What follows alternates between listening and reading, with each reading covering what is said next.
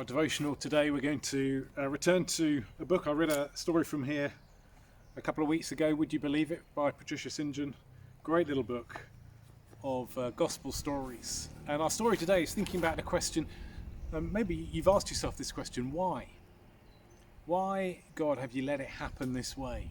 Why, when Adam and Eve were in the Garden of Eden, did you allow them to eat the fruit, to sin, for sin to enter the world, for the world to become broken, for all the pain and hurt that comes from it? Why this way? Why not another way? This story, I think, is a very helpful way of understanding what is going on. It's called The Lost Boat. John had spent many Saturday afternoons in the garage building that boat. He had carved the hulk out of a solid block of wood, chiselling it out and sandpapering it. His mother had helped with the sails, but he had a model and knew exactly what to do about the rigging. It was a beautiful model sailing ship. And the best of it was, he had made it all himself. Now it was finished, and it sat in a state in the living room, admired by all. His father was especially impressed. "I am proud of you for being so clever with your hands, John," he said. "What are you going to make next?" But John had not thought about what next. His boat was enough for the present. It was a lovely spring day when he took the boat to the canal to sail it, and he headed for the best place, a little sandy beach hidden by rushes where he had once found a moorhen's nest. It was perfect sailing weather, sunny and windy, and he launched his boat. The breeze caught its sail and bore it out into the amber water of the current. He squatted at the edge and gave play to the string. In a few minutes he would climb the bank and run along the towpath, but first he would just stay there and admire its beauty. So absorbed was he never heard voices just behind him. And he jumped when 3 boys, a good deal older than himself, slid down into the rushes and squatted beside him. He clutched the string tightly, for these were not boys he knew. He thought they probably came from one of the barges that travelled up and down a canal. "Here, give us a go," said the oldest. "Well, only for a minute," said John. "I'm just going to pull her in." He felt nervous and alone, for these boys looked thoroughly rough types. The biggest lad had already snatched a string from his hand and was hauling in the boat, pulling it over its side and drenching the sails. As it approached the bank, John found himself suddenly tipped into a bed of nettles and rushes. His hands squelched in the soft mud, and dirt flew into his eyes, blinding him for a moment. When at last he struggled to his feet, spitting out moss and mud, there was neither boy nor boat to be seen, only trampled reeds and weeping willows. He scrambled up the bank, but the boys had disappeared behind the hedges, and he couldn't even see what direction they had gone. Besides, if he did catch them, there was nothing he could do against 3 of them. So he wiped his hands and turned home. He knew that his parents had gone out to tea, and he doubted whether the police would be very impressed if he phoned them up to tell them. When his parents returned, his father set out at once to make inquiries, but no one in the locality had seen 3 strange boys. John was very quiet at supper time, and when he was alone in bed he found himself crying. His father had offered to help him make another one, but it wouldn't be the same. This was his first, his very own. He would never forget it. The weeks passed, and John and his father made another boat and sailed it on the river, but John did not forget the first one. Sometimes he'd lie awake and remember the shine of the paint, the billowing of the sails, and wonder where it had got to. One afternoon he cycled into town to buy a birthday present for his mother, and having found what he wanted, he took a shortcut home through the narrow back streets. He loved the poky little second-hand junk shops and dawdled along, gazing in the windows.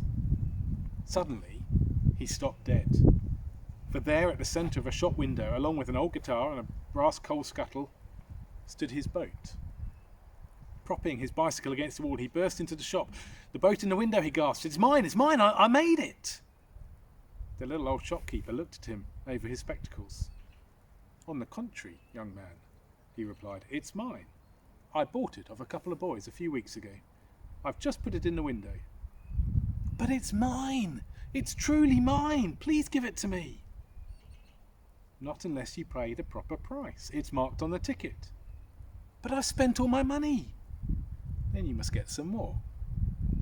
John realised his argument was hopeless, but there was still time. He sped home. His father was gardening. "Dad," he shouted breathlessly, can you lend me 50p?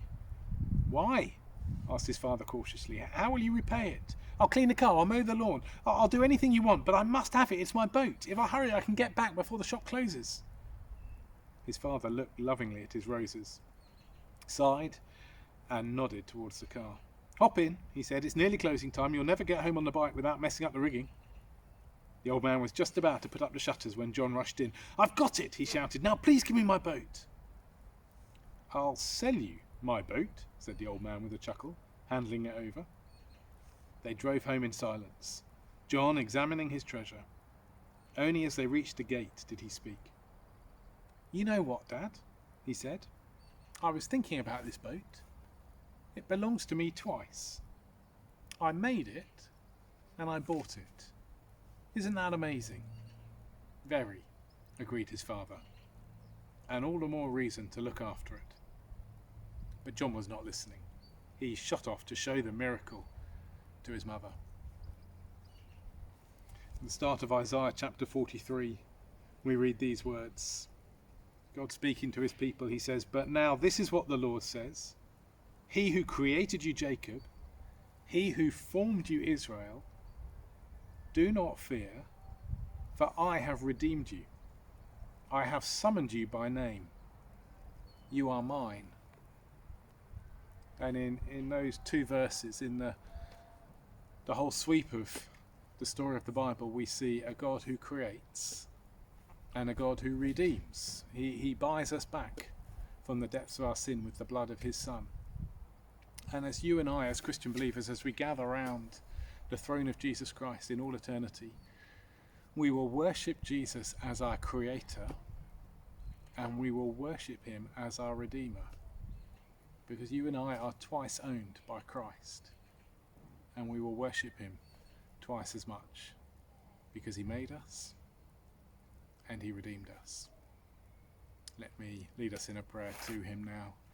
Lord Jesus Christ, all things were made for you and through you, and we praise you. We are your creatures and we worship you as our Creator.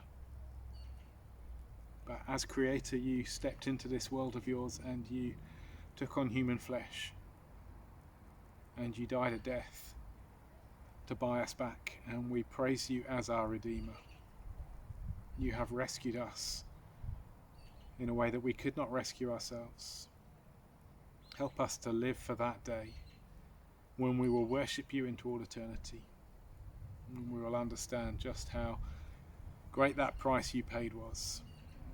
And our relationship with you will be untarnished forever and ever. Amen.